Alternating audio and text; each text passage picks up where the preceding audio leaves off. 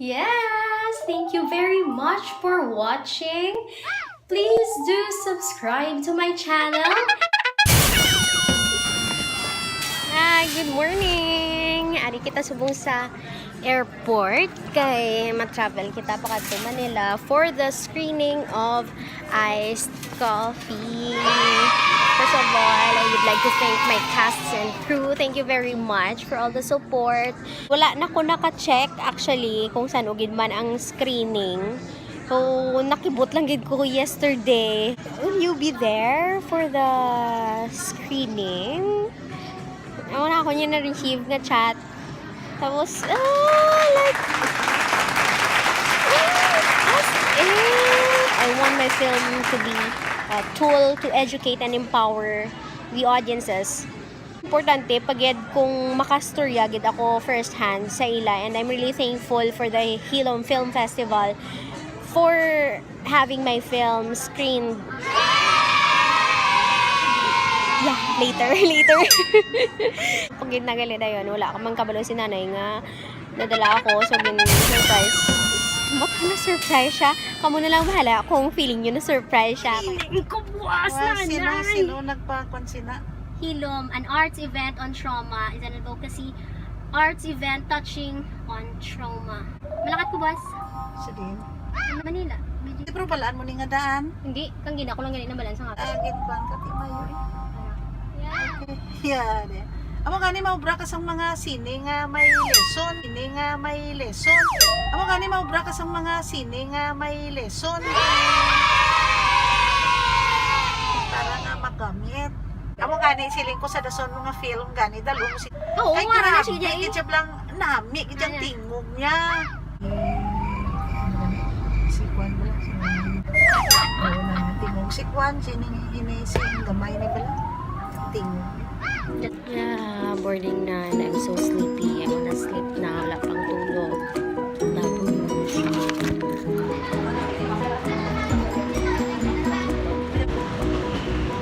I'm wearing my shades because I really look tired and sleepy.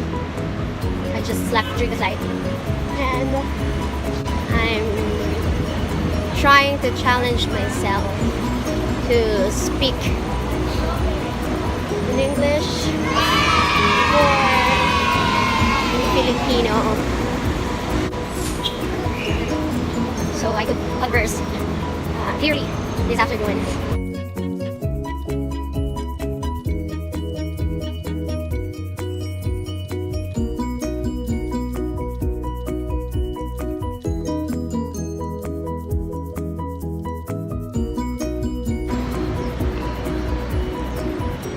Yes, touchdown Robinsons, Manila. At bumili po ako ng taho. Ito na po yung almusal ko for today. And as you can see, nakatulog na rin ako. At may energy din tayong makipag-usap sa inyo. At medyo gumagaling na din ako sa pagsasalita ng Tagalog. Kaya, tara. At maraming salamat shout out kay Kuya sa pagturo sa akin paano pumunta ng Quezon City.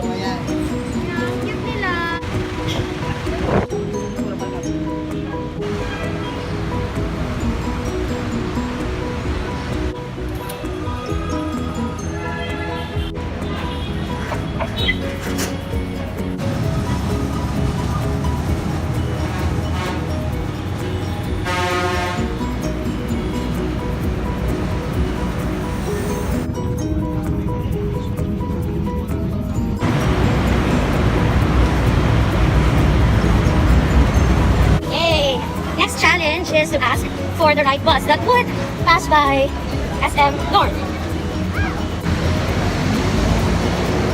Excuse me po ate, saan po yung mga van papuntang SM North? Thank you. Ano yun? SM North. Saan ka ba bus? Paso. Thank you.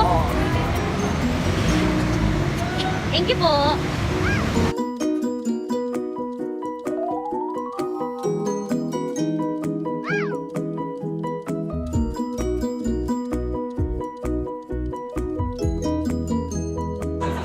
Nandito na tayo sa loob ng SM, just in time for lunch. I can smell popcorn. Can you smell it? I think I'm lost. I'm tempted. I wanna play. Wait. May ano? May... Buti na yan. May appointment pa pala ako. Okay, move on.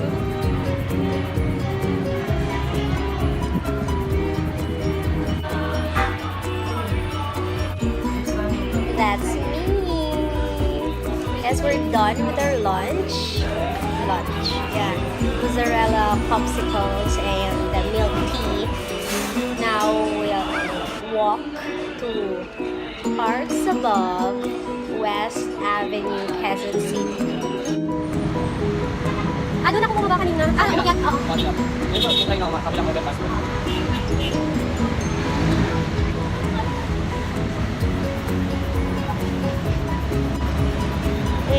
Maraming salamat kay Kuya.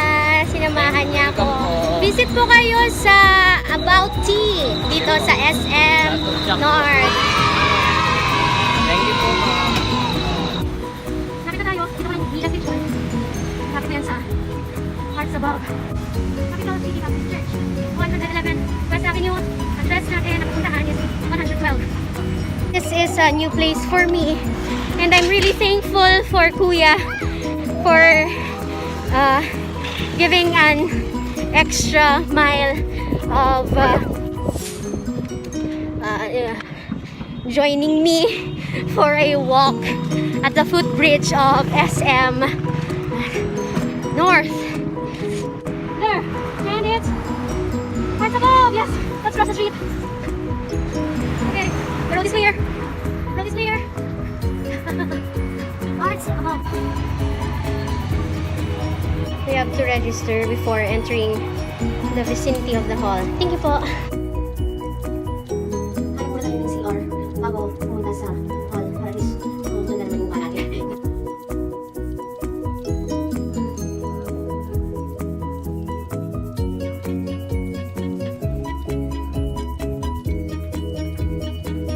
So, there's my OT.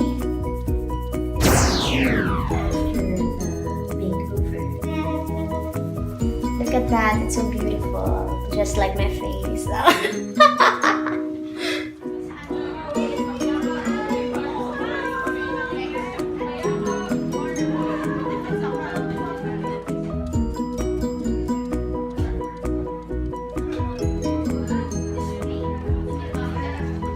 Hindi pa nagsisimula yung program. And dito ako ngayon umakyat sa gallery to check ano ba yung mga exhibits nila. So far dun sa baba, nag-enjoy ako.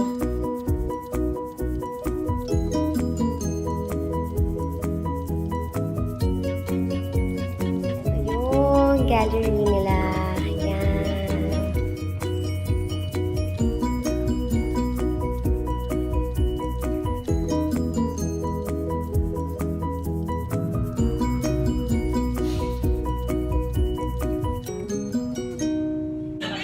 Hello everyone! Good afternoon! Yes, nandito na rin ako sa Parks Above, Quezon City. So, nakita niyo naman kanina kung gaano kahaba yung nilakad ko papunta dito. And ngayon, I'm really happy na kasama natin si Sir Royder Camaniag, Artistic Director of Artist Playground. Yes, Artist Playground, it's really an arts company. So we have a theater division, which I'm also the artistic director of the theater division. Plus we have a visual arts division, the music and the film division. And we exist to facilitate discoveries for artists, not only in a very primal way of learning, which is playing. So that's why we call it a playground. Yes, it's a training ground for new artists or establishing artists. And it's a playground for mid-career artists, established artists who wants to take new risks in their career. Na parang we give them a safe space where they can explore. Yeah. Sir, I believe that there are a lot of viewers here that are also artists. How could they reach you and be part of your organization? Or are there workshops for them to learn the art of the theater? Yes, right now we have a workshop. We got yung Artist Playground acting workshop. Nag-open kami last week. Pero pwede pa silang umabol. And they can just check our FB page. It's Artist Playground, or our website. It's artistplayground.ph. And for other artists naman, meron kami tinatawag na yung isa sa mga program namin, it's an open door policy. So if there's something that they want to do here, kasi ito yung Arts Above, this is our space na dito sa West Avenue. So if they want to do something that they want to explore, all they have to do is just send a proposal. And we call it the Open Door Policy Program. Tapos yun, kung very interesting yung kanilang gustong project na explore, then we give them the space. Yeah. So, address of Arts Above is at 112 West Avenue, Quezon City. Or you could email yung proposal, sir. Saan pwede i-email? Sa ano rin, kahit sa Artist Playground, kahit dun i-message nila sa Facebook. sa Facebook. Ah, Yes. yan yung kagandahan ng Facebook. If you use it wisely, no, madali na lang mag-connect sa mga Exactly. artists natin. Oo. So, like their page, Artist Playground, message Sir Royder, no, Kamanyag, one of the artistic director of Artist Playground. If you have any proposal, this venue is open for you all. Yes. So, thank you very much! Thank you.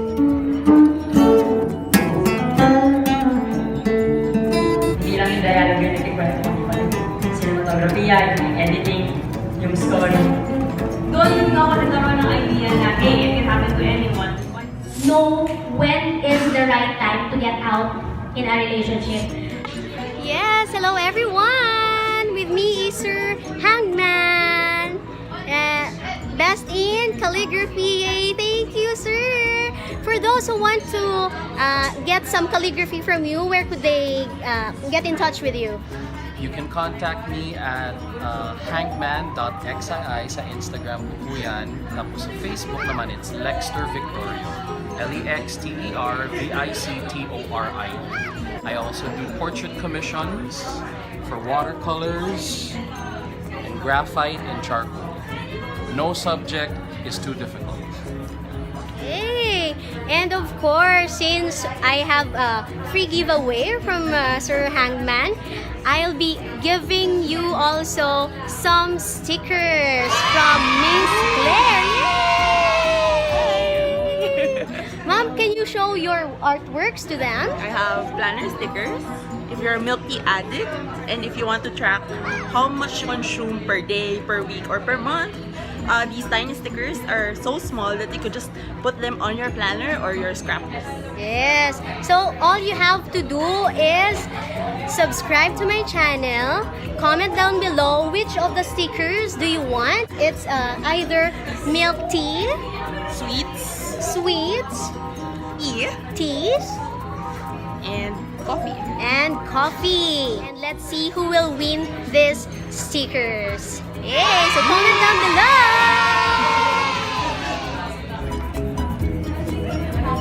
Tadaan! Thank you very much for watching till the end. And now, time check, it's 9:30 p.m. and I have to go home. So let's change our outfit.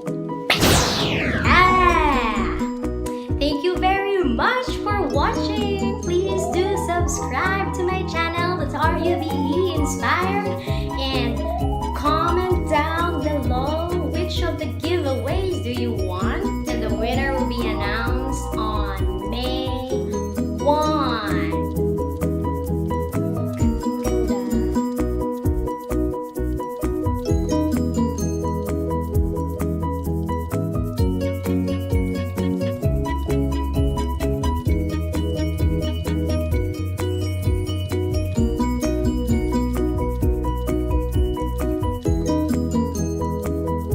Time check, it's 1:45.